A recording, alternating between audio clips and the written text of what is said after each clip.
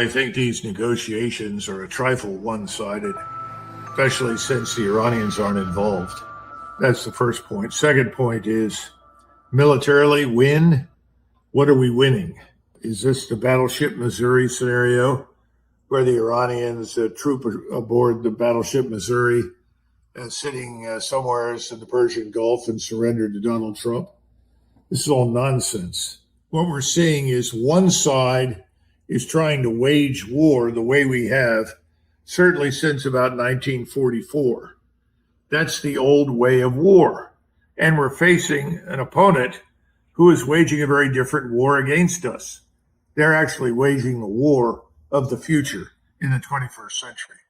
And that's a war of missiles, unmanned systems, as well as manned systems, a mix of everything, but maximum precision strike with a maximum of persistent surveillance. That's where we are. We're not going to win this war, not the way we're approaching it. And we can fire every last missile in our inventory, and we're going to discover that. Senator Cruz is the same senator who couldn't tell Tucker Carlson how many people lived in Iran.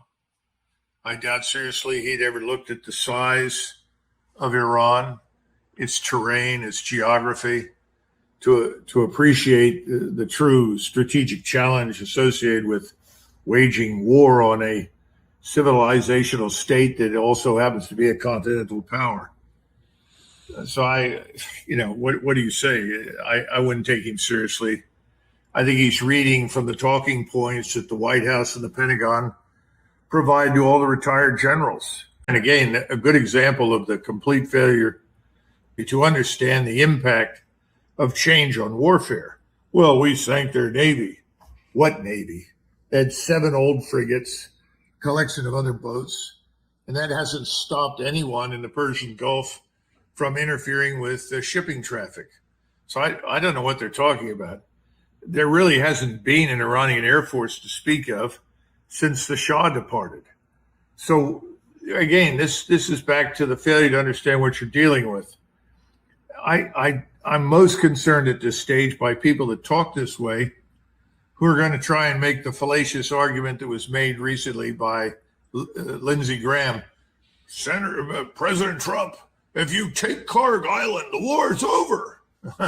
Right. So I have a feeling we're headed down that road. I think we're going to pay a horrendous price for that stupidity. But maybe that's unavoidable. Now, finally, you said, well, what's the problem? There are a lot of people out there, particularly in my generation, they watch the mainstream media. They believe whatever they're told. You would think at some point they would say, wait a minute, this is all nonsense. You would think somebody would wake up and say, wait a minute, President Trump, I voted for you. You haven't done what you said you were going to do. What happened to the effort to deal with the illegal alien problem in the United States? What are you doing to enforce federal law? The problem with all of this is, do we have these capabilities? Yeah, we got lots of light infantry. Much of it's good.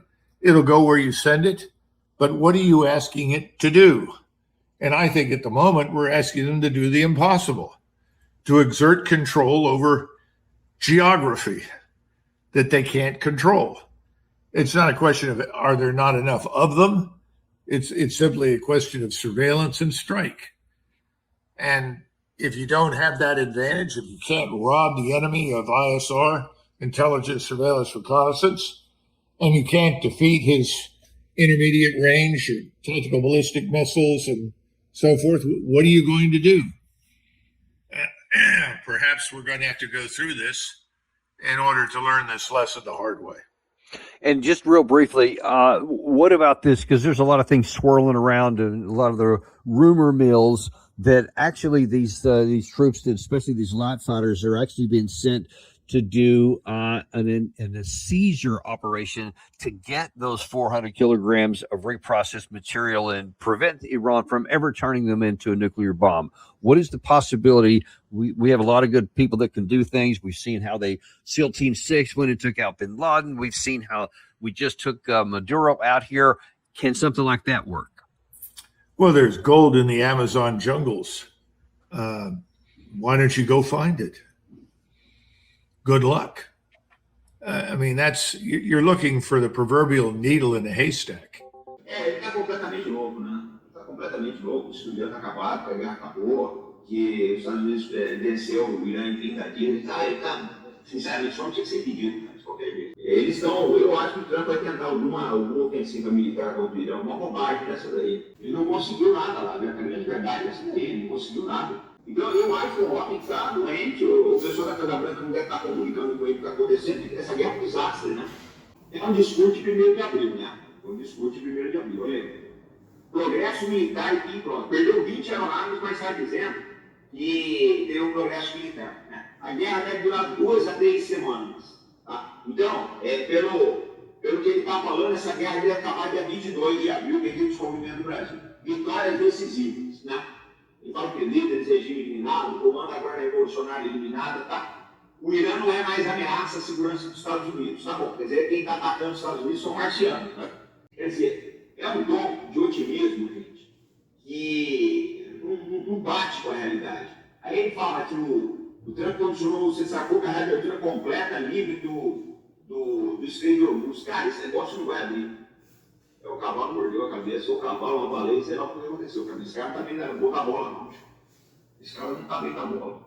Ele é o problema não é esse, né? Ele fez discurso para mídia, mas as baixas americanas estão pesadas. Tem gente falando de 750 americanos mortos e feridos. Eu não duvido que o número seja maior que esse.